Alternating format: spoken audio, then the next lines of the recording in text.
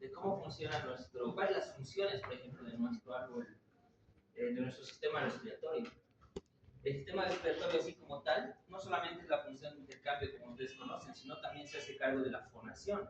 Y muy poco hablamos en nuestro medio, por eso es que muy desconocido es la carrera del programa de fonoaudiología, por ejemplo, las fases de la succión, cómo se articulan las palabras, qué músculos están involucrados, cuando hay un labio leporino completo, cuáles son los músculos que se encuentran que es comprometido, si el mismo lenguaje no va a ser igual. Entonces, hay muchas cosas. Por ejemplo, ¿qué pasa si te desvían el tabique nasal, por ejemplo? Pareciera que no tiene repercusión, mentira. Puede ser una cardiomegalia, incluso puede desencadenarte policitemia. Un simple desvío del tabique nasal por una peleilla ahí en colegio, como es normal pelear, ¿no? Que no se ha peleado en un colegio. Es como no jugar fútbol en el barrio, ¿no? Es algo así que tiene que pasar. Entonces, vean ustedes que la importancia es que este comburente que es el oxígeno es tan vital, particularmente para las células que están aquí abajo, pero particularmente para el sistema nervioso central en cuanto a su vitalidad. Es decir, que pasan 3 o 4 minutos sin oxígeno y el cerebro empieza a deteriorarse, empieza a dañarse. Y eso es muy importante porque hay accidentes en los cuales hay accidentes de tránsito, uno tiene vamos a ver al final, una contusión cerebral, es decir, no estás ventilando, y en 4 minutos no va a llegar una ambulancia. Imposible. Llegan los de 110 y lo primero que hacen es anotar las placas, ni siquiera socorrer, etcétera. No es así. Entonces, por eso la cultura en salud hace que las personas como nosotros, que estamos ya a la verdad, sea obligatorio tener la reanimación básica. Es obligatorio. Si en Japón es obligatorio para el de secundaria, en otros países del Reino Unido es obligatorio en su pensum de la promoción que es de secundaria saber reanimación básica. Ni qué decir de nosotros debería ser obligatorio, debe ser un requisito para entrar a la universidad, o en otras facultades que hay requisitos, entrevistas, ¿cómo se llama esto? ¿Qué rotaciones has hecho? ¿Qué voluntariados has hecho? Van sumando puntos, no solamente define un examen, es un arte el entrar por ejemplo, en Estados Unidos, la escuela de medicina que tiene 4 exámenes para entrar a la escuela de medicina, y van sumando si has trabajado en algún laboratorio, si te has adiestrado o te has voluntariado en algo. Entonces eso va sumando puntos y al final hacen la entrevista y no solamente es el examen. Una parte es el examen teórico y después está la parte práctica también. Entonces vean que en el mundo es un arte el seleccionar también a las personas. No solamente se suma en un examen. Y no, muchas razones, hasta en la residencia, no es así como examen ya. Y ahora lo peor, compras y ya, ¿no? Qué feo salen las noticias, compras y ya. Y lo peor, las privadas están dominando eso. Entonces, este transporte de oxígeno, ya han visto ustedes cuál es la función importante de la circulación, no está por demás decir. Importantes funciones, para resumirlas, está en la fonación, la vamos a conocer. Regulación ácido-base, vamos a complementar lo que han visto en renal, por ejemplo, como es que en esto participa el pulmón. La oxidación, reducción que hace a los metabolitos, especialmente a los sustratos más grandes para convertirse en metabolitos nutrientes, por ejemplo, para nosotros, es muy importante también la defensa. Ahora bien, ustedes que esto es la respiración celular. Lo que nosotros hacemos no es respiración, ¿no? Es ventilación, propiamente dicho, es ventilación. Entonces, vamos a hablar ya con términos, cuando hablo de ventilación es lo que vamos a ver es el movimiento de aire, y la respiración es la célula, es la única que hace la célula. ¿Vale? Escenarios. Por ejemplo, tenemos cambios, esto es muy importante. Por ejemplo, en los escenarios, no es lo mismo unos cambios ambientales a. Ahorita denme un segundito. Así meter la cabecita y hacer el snorkel. Si no, hay cursos para aprender a bucear, no puedes bucear desde una, hay cursos que te van acreditando.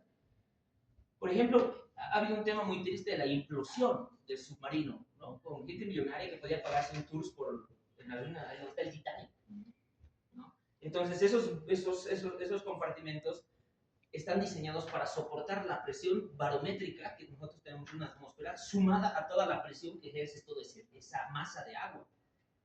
Terrible. Ustedes conocen los peces abisales, por ejemplo, los peces feos, peces bota, que los hacen bullying ahí, los ponen en los TikTok. Cuando son ignorantes, la gente es ignorante y no habla de qué es su anatomía, y cuando ellos están realmente en esas profundidades cobran otra forma. Aquí afuera están hinchados. Y el mismo que funa ni siquiera va a poder nadar 200 metros y se va a morir, o sea, y trata de funar a la naturaleza. Entonces, tantas cosas para podernos, por ejemplo, hay muchas versiones que podemos ver en la teoría respiratoria. Les voy a hablar de cómo están investigando fluidos para poder respirar y salvar vidas en los pacientes que están ventilados, por ejemplo. Teóricamente, eso pasa en los niños, en los bebés. Tú vienes de pulmones que están llenos de agua, por ejemplo, y salen aquí y les hacen sus cosas, y son pulmones inmaduros que salen al aire, a la fase gaseosa, y les conectan un ventilador con fase gaseosa, y obviamente es una lucha constante rescatar esos pulmones en la neonatología. Sin embargo, desde el 2020 están haciendo, a ver qué tal, usando la plausibilidad fisiológica, como ellos estaban en líquido, qué tal si creamos un líquido para que ellos puedan ventilar. Obviamente no lo están haciendo en niños, lo han hecho en ratones ya, en ratitas, han hecho en lechones de chanchitos también. Entonces, muy importante, cosas que podríamos actualizarnos y podríamos comparar. Ni qué decir, o sea, la fisiología está en todo lado. Si es que hubiéramos colonizado Marte, les apuesto que Gaito ya hubiera lanzado su primer tomo, Fisiología Marciana, ¿no? Así, Gaito. Y eso que es otro planeta. Eso nos hace reflexionar y decir, aquí en La Paz, en Bolivia, en nuestros territorios de altura, también tenemos que tener nosotros nuestra producción intelectual. Por eso la importancia de estas ferias científicas, para que de aquí salgan y se documenten en una revista ideas que nacen en cada momento. Ahora, dentro de la regulación, vean ustedes, en el sueño es muy importante, la ventilación cambia en el sueño. Existe recién la polisomnografía del sueño que está determinando que las personas que roncan desaturan, por ejemplo. O a veces se olvidan de respirar, están... Y eso es algo que se está estudiando como un posible síndrome de apneas obstructivas del sueño. Así. Y tú dejas de respirar. Y otra vez, y no te das cuenta. Pero eso ahora traerá repercusiones en la formación de tu cerebro. Sí, en los niños sí. Ese síndrome de apnea obstructiva del sueño está relacionado con que cuando hacen resonancia magnética, sus cerebros están más chiquititos como nueces. A diferencia de los que ventilan bien. Por cualquier razón que hayan atravesado, rinitis alérgica, atopía, algo que les haga roncar, por ejemplo. Por eso se puede hacer investigación en el sueño también. O sea, no solo hagan deporte en la altura, también pueden hacer en el sueño en personas que están durmiendo o no. En el ejercicio, ni qué decir, o sea, sí, se quintuplica la demanda, que es lo que tienes. En el embarazo hay muchas situaciones que ustedes han visto, solamente el cambio mecánico y el cambio de volúmenes debe hacer algún tipo de alteración en esto. En la senectud, los pulmones ya no son tan complacientes como cuando uno es joven. Hay más fibra, hay menos compliance, hay más daño alveolar, ya son pulmones que han vivido todo, han vivido desde las gasificaciones, desde todo el smog de los micros que siguen funcionando aquí en La Paz, así dándonos metales deleterios, ¿no? Y partículas que dañan los pulmones y nadie dice nada, pero hacen algo de lo que queman una fogatita en San Juan y piensan que salvan el mundo, ¿me entienden? O sea, hay tantas políticas como en otro lado deberíamos copiar y estamos dañados, ¿no? O que te dejen vapear o el mismo tabaco, así como tal. Son pulmones ya, si vale el término, recorridos que tienen otro tipo de fisiología también. En la edad neonatal, como les decía, es algo nuevo. Están viendo el de crear un fluido líquido para poder respirar la célula. Hay tantas cosas que podemos nosotros estudiar. La obesidad es una patología que te involucra que tu metabolismo también se incremente, pero a costa de metabolismo solamente. Es toda esa masa, cambia tu estructura, cambian tus huesos. No es que cuando eres obeso tus huesos también engruesan, mentira. Son tus mismos huesitos, incluso por tu mala nutrición, más desmineralizados, más frágiles, pero con una masa más voluptuosa que hace cambios posicionales en tu estructura anatómica. Igual repercutes en los pulmones, hay mayor grasa. Enfermedades, ustedes han visto, bueno, hablar de la COVID-19 es el mejor ejemplo para esto. Un virus que ya existía antes, no es que, apareció el coronavirus ya existía antes, vean Javits, por ejemplo, de microbiología, ya está coronavirus así descrito desde los 1900, ya existe. Pero obviamente, por su naturaleza igual de supervivencia de las especies o la manipulación del hombre, porque no lo podemos afirmar, quién sabe, puede ser manipulaciones biológicas que se les salió para regular al número de población, y ese virus salió con otro tipo de patogenia, a tal punto que llegaba a alterar el pulmón y varias personas en el mundo han fallecido por secuelas pulmonares, entre ellas la más temida, ¿no? La COVID-19, el síndrome de estrés respiratorio, insuficiencia respiratoria que necesitabas ventilador, y después las secuelas. como la fibrosis. Entonces esas secuelas que son las fibrosis, por ejemplo, pues comprometen como enfermedad a un sistema respiratorio como tal. Solamente entender, si ustedes entienden la fisiología, entender posteriormente en fisiopatología, obviamente, de lo que vayan llevando, o microbiología, ¿por qué la COVID-19, el virus, este coronavirus, te dejaba con anosmia? ¿Por qué no era casi un dato patognomónico? Si no siento olores ni sabores, no, tengo COVID. Pero tienen que entender por qué. Por si no entienden el por qué, van a ser los que van a repetir como loros, como hacen los tiktokeros. Repiten como loros lo que han visto, lo que han leído, y la gente estúpida les cree. Menos ustedes, ¿no? Ustedes son gente pensante, gente de la universidad. Leen libros, leen artículos, no leen inteligencia artificial. Eso es una enciclopedia. Es como si tú lees tu famoso Lexus o tu Hispana, que habían así enciclopedias. Solamente una palabra clave: neurótropo. ¿Qué significa neurótropo? Son virus neurotropos. Al decir neurotropos, tienen apetencia para todo lo que es nervioso. E irán, por alguna forma, un mecanismo molecular a destrozar los filetes nerviosos olfatorios, esas terminales, y por eso no podemos tener queso. Eso nos ha enseñado la COVID-19. ¿Por qué se pronaba a los pacientes? Eso ya se sabía hace tiempo. Pero nos decían que hay que pronar a los pacientes, ¿no? Ventilados, como última maniobra de reclutamiento alveolar, por ejemplo. Y la anestesia. La anestesia, aunque no crean, es un coma inducido. Decimos anestesia de diferentes grados y diferentes, obviamente, regiones y procedimientos. No es lo mismo una regional que una general. Pero anestesia como tal, si es que no estás al lado de un anestesiólogo que va a vigilar tu coma inducido, tú te mueres.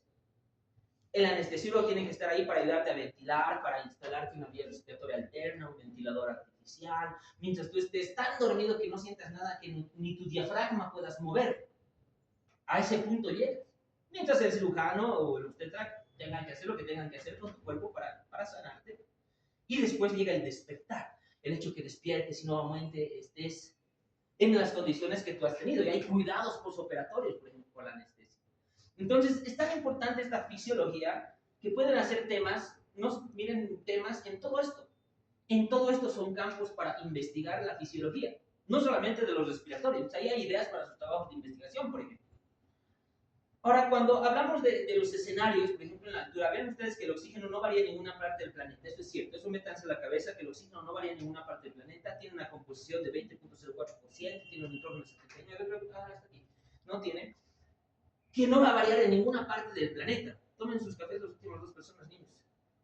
Se van a enfriar. Ustedes saben quién ha llegado tarde, que no puede sopapar a las personas. No es consciente de llegar tarde, ni modo. La gente llegará temprano, porque va a haber carajillo para mañana. ¿Saben qué es el carajillo? No. Les falta barrio, chicos. Hay que ver ahí. Pregúntenos, ¿qué será el carajillo para tomar? Si alguien me da al final la respuesta, pues se nota que se culturiza y que lee. Ya. Entonces, miren que esto no varía en ninguna parte. Tienen que grabarse bien en la cabeza, porque en base a los ejercicios de respiratorio, el examen es puro ejercicio. Ya no es cosas teóricas. El examen es puro ejercicios. Entonces, son constantes que tú tienes que dominar. El aire está compuesto por los principales gases. Entre los principales, más contundente es el nitrógeno. Respiramos nitrógeno a cada momento. Esa es la importancia en el buceo, por ejemplo. ¿Por qué el buceo tienes que despresurizarte lentamente cuando te sumerges a profundidades terribles? Porque si lo haces de manera rápida, te conviertes en un pez abisal, en ese pez gota hinchado y de paso te mueres. Palabra clave del nitrógeno. Y otros gases, entre ellos el CO2, que es su composición. Entonces, ¿pero qué es lo que va a variar? ¿Qué es lo que dificulta? Si en este momento entra una rueda de prensa y ustedes como estudiantes de medicina les entrevistan sobre su opinión del deporte en la altura, lo que está común del fútbol, ¿cómo podrían sustentar su conocimiento? Es gente pensante, estamos hablando con gente de la mejor universidad de Bolivia, ¿no? O sea, ustedes tienen que ser los mejores estudiantes de fisiología de Bolivia, o sea, sus conocimientos no se comparan con el resto, están para apuntarse con el exterior. Les entrevistan, o hago una entrevista ahora y se filman así para ver los conocimientos, ¿no? Entonces aprendan qué es lo que varía. Esto no varía, en el planeta no varía nada, lo que van a variar serán pues las presiones. Ahora, para entender eso de las presiones, vamos a hacer una laminilla especial. Métanse en la cabeza esto, tengo valores de Viva también y vamos a hablar al último cuál es la adaptación fisiológica que hemos tenido nosotros Más que adaptación, aclimatación, ¿no? Más que un mejor término, aclimatación, para poder estudiar lo que realmente pasa. Entonces, miren las presiones barométricas. La Paz, Bolivia, dice, Instituto Boliviano de Biología a la altura, 3.600 metros sobre el nivel del mar. Ahora, eso cambia cuando estás en el alto, en el barrio de Huayna Potosí, y cambia también cuando estás en la zona sur, en esa garganta del diablo, que es la partecita teóricamente más baja, varía. Entonces, aquí en La Paz tenemos 3 geografías para poder estudiar con diferentes valores. Y obviamente pues, la costa, los están viviendo ahí en la playa, en la costa, todo plano, no tienen esa exquisitez del territorio. Hay fases de la respiración. Por ejemplo, la respiración involucra esto. Fase gaseosa, la ventilación. Cuando tú mueves, trasladas el aire de la atmósfera hasta tus alveolos y botas. Y mueves lo que está en los alveolos hacia la atmósfera. De la atmósfera hacia los alveolos. Alveolos, no estoy diciendo pulmones, eso ya como hablar de Bolivia, ¿no? Decían, ay, los pulmones, es una respuesta colegial. Alveolos. Y del alveolo afuera. Vale decir, de la presión inspiratoria de oxígeno a la presión alveolar de oxígeno. Voto.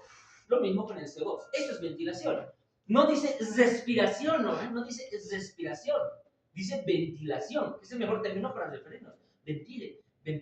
No puedo decir, respire, señores, respire. Pero le estoy hablando a la célula, le estoy hablando hacia la mitocondria para que respire. Estoy hablando al ser humano, el ser humano ventila. Entonces tú ventilas. Posteriormente,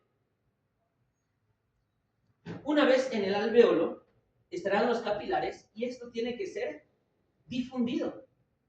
Y esa fase que va de la sangre, del aire al líquido, es decir, de la fase aérea a la fase líquida, que es la sangre, se llamará perfusión.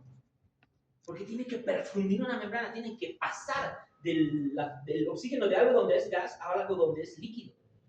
Visible, han visto en la evolución, es de lujo tener este tipo de ventilación. No es cualquier cosa. Y la última fase va a ser cómo las células adquieren el oxígeno de los capilares y ellas sí respiran, gracias a sus mitocondrias. Ellas respiran las células, usan el oxígeno y obviamente pues después emanan el CO2. De ahí estos términos nuevos. Entonces, ¿qué será la fracción inspiratoria de oxígeno? Tiene mucho que ver con lo que ustedes han visto aquí. Esto es, de alguna forma, la fracción de inspiración de oxígeno. Fracción de inspiración de oxígeno. Aquí dice 20.04, pero tú lo puedes redondear a 0.20, otros dicen 0.21, por ejemplo. Fracción de inspiración de oxígeno. Entonces, ¿cuánto es tu FiO2? Yo les puedo preguntar. ¿Cuánto es tu FiO2 a 3.600 metros sobre el nivel del mar? 20.04. ¿Cuánto es tu FiO y ahí calculan, cuánto es tu FiO a 4.000 metros de altura, es decir, a 439 metros sobre el nivel del mar?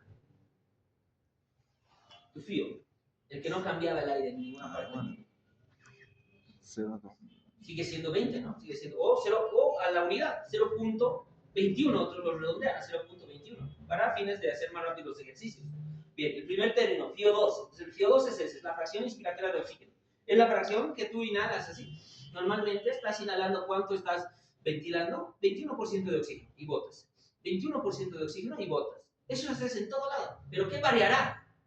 La altura. Ahora, ¿qué también varía? Cuando tú administras oxígeno puro, que es lo que viene generalmente en esos tanques, oxígeno. Entonces te pones el oxígeno, ya no será un FiO2 de 21. ¿A cuánto estará? No lo sabemos porque no existen mezcladores, pero podemos deducir que esto será un FiO de 10 más, es decir, estaré inhalando un FiO2 de 30, por ejemplo.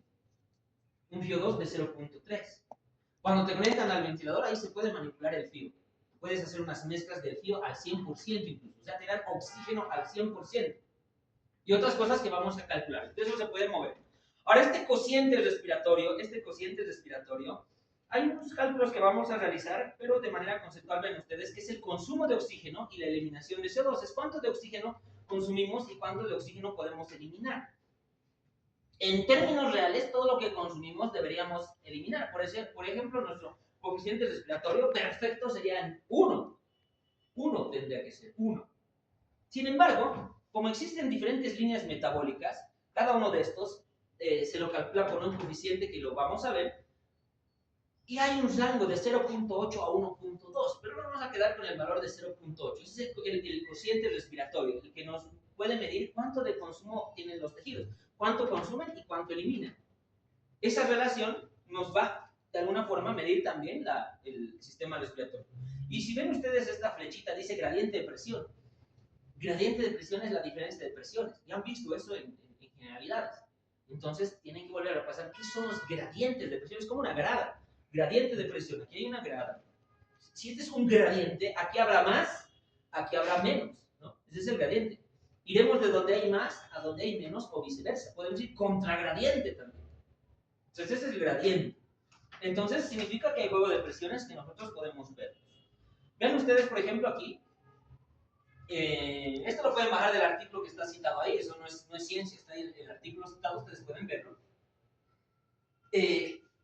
Vean ustedes, un paciente en condiciones muy delicadas, muy críticas, porque está conectado a un ventilador artificial, en una terapia intensiva, sin ir más allá de su patología, por ejemplo. Y miren ustedes que un minuto de apnea ascienden 6 milímetros de mercurio de CO2 en tus gases arteriales, como promedio, como una deducción. Y vean ustedes si están bien y son bien observadores. Por ejemplo, vean estos valores. Vean estos de aquí, los valores del IVA. Ha hecho el doctor Vega también, sus estudios respectivos, pero vean ustedes el IVA. El IVA versus niveles del mar. Vean los valores de CO2 y vean los valores de oxígeno y vean los valores del bicarbonato para entender que en gran altura tenemos otros valores de referencia. En una gasometría, por ejemplo. Vean ustedes el PaO2, que significa presión arterial de oxígeno, el PaO2. Y el que está abajo es el PaCO2, la presión arterial de CO2. ¿Cuántos serán los valores aquí a 3.600 metros en la ciudad de La Paz? Miren, 60-30. Muy distintos a estos valores que nos dice 90-40, que son valores en la altura. Entonces, en base a eso, tenemos que deducir qué ha pasado para tener esos valores normales. Algo ha debido pasar. ¿Por qué nosotros tenemos diferentes valores que los de la costa? Y eso nos va a explicar la fisiología. Y vean ustedes el bicarbonato. Estos ustedes ya son unos genios. Porque el bicarbonato ya lo han llevado en renal. Incluso como son los mejores universitarios, ¿no? de la mejor universidad de Bolivia. O sea que está por demás preguntarles. Ahí están alzando las manos. No respondan. Tranquilos, yo sé que saben. Miren el bicarbonato. El valor aquí en la altura es de 19 a 22, pero miren cómo es el valor en la costa, hasta 27. Entonces, ustedes me tienen que explicar en las dinámicas esa diferencia y cómo hemos llegado a esa diferencia. Para poder entender cómo nos hemos ido aclimatando y tal vez no adaptando, ¿no? Son cambios anatómicos la adaptación, seguimos aclimatándonos. Ahora, vamos a hacer un experimento. Voy a pedir que todos hagan apnea. Si les hago una gasometría a todos que somos sanos, teóricamente tenemos un PaCO2 de 60. De 60, todos. Pero ahora vamos a llegar al minuto de apnea. Entonces, apnea significa interrupción de la ventilación de forma voluntaria. En palabras criollas, deja de respirar, ¿no? Es lo mismo, pero se llama apnea. Entonces, todos van a levantar las manos y van a hacer apnea, y el momento que ya no puedan, que asientan esa necesidad de ventilar, bajan la mano. Para entender y hacer un preámbulo de lo que nos va a llegar a hacer. Yo voy a cronometrar. Bien, no importa dónde te pille, estás preparado. Están preparando, ahí se escucha. Ventilaciones, se están hiperventilando. Y sin saber la fisiología todavía completamente, pero saben por qué se están hiperventilando. Y eso también tiene una explicación que lo vamos a ver en el control. O sea, quiero que se acuerden de esta clase. Bien, empezamos todos. Insuflan los pulmones, levantan las manos y hacemos apnea, ¿de acuerdo? Listo, vamos, apnea. Vamos, apnea. Empezamos, muy bien. Bien, empezamos y sigan atendiendo.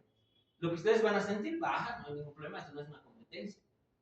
Entonces, teóricamente, lo que está pasando en su organismo, ¿no? Es que cada persona está sintiendo un incremento del CO2 en su sangre. ¿Y ese CO2 qué te está haciendo este CO2? El CO2 lo que está condicionando es a qué va incrementando. Ni siquiera ha pasado un minuto, mira, recién han pasado 28 segundos. Entonces eso significa que está, tal vez tu Paco 2 estará en 63 de muchos, ¿no? 63. Los que ya han sentido tal vez, no sé, esa sensación, que ya es la gran mayoría, ¿no?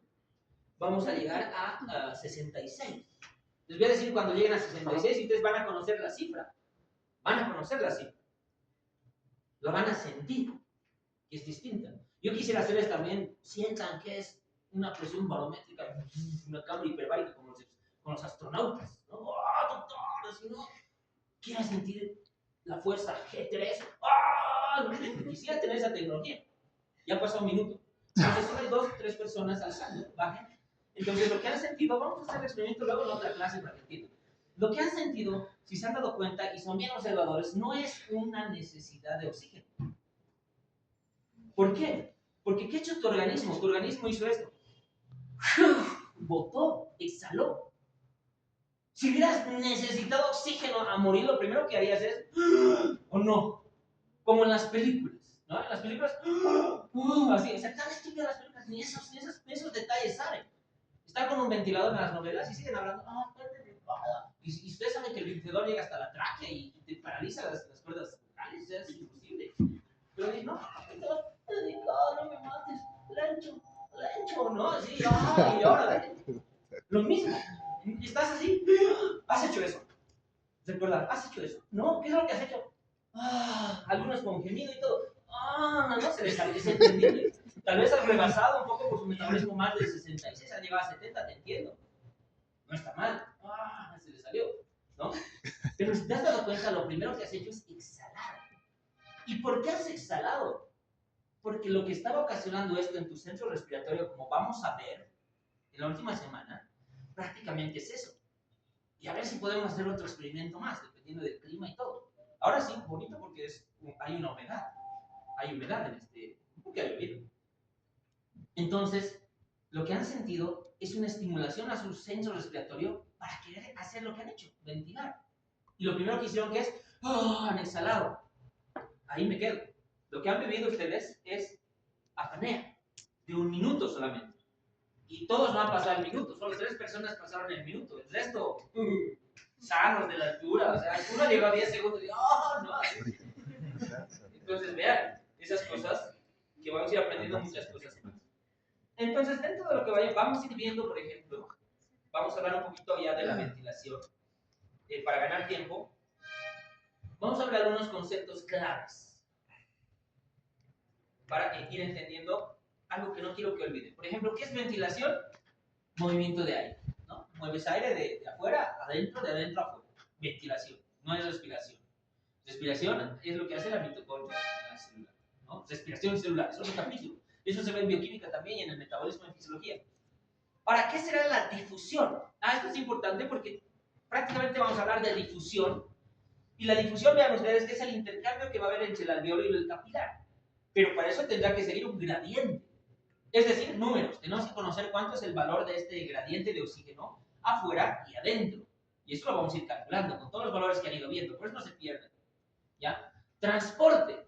El transporte de oxígeno y dióxido de carbono, en un momento, tal vez solamente ejerce un movimiento cinético, es decir, por su propia temperatura y por su propia temperatura molecular. Y es generalmente que obedecen a eso. Y también tienen que ver con la difusión.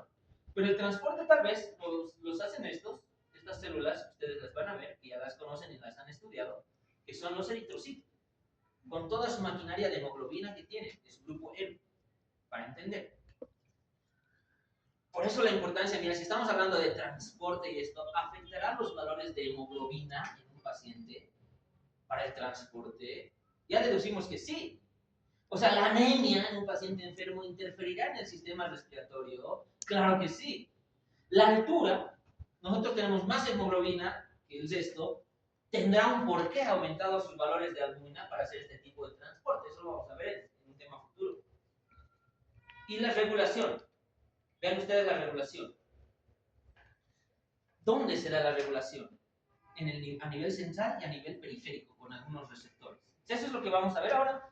Cosas clave que quiero que sepan ustedes: barrera alveolocapilar. Os recuerdo de histología, tienen que ser de memoria, porque uno de los siguientes no es componente de la barrera, de la barrera alveolocapilar, ¿no? Inciso A, B, C, D, E, F, G. Pregunta mal diseñada, ¿no? E, todos menos A. 1 más 2 más 3 igual E, ¿no? El docente hizo mal la pregunta, inciso H. Entonces, esto es, por ejemplo, lo que ustedes pueden ver. Es muy importante que sepa, y eso es esto, mira, eso es esto. Endotelio alveolar, aquí está, en un esquema. El negrito será la membrana alveolar, ese negrito. Luego el blanquito que está aquí será el espacio intersticial.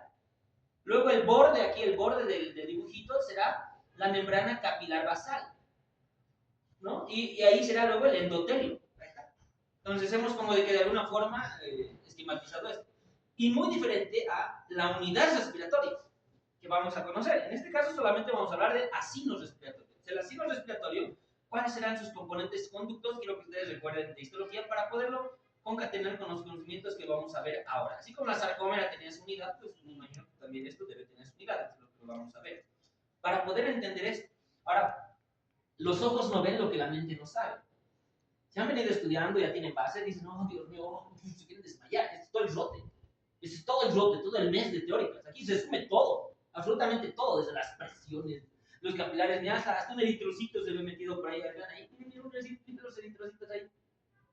Capilares, fuerzas de colapso, gasto pulmonar, gasto cardíaco, todos los gradientes de la presión, estamos viendo las fases ventilatorias también, o sea, hasta el surfactante estamos viendo aquí.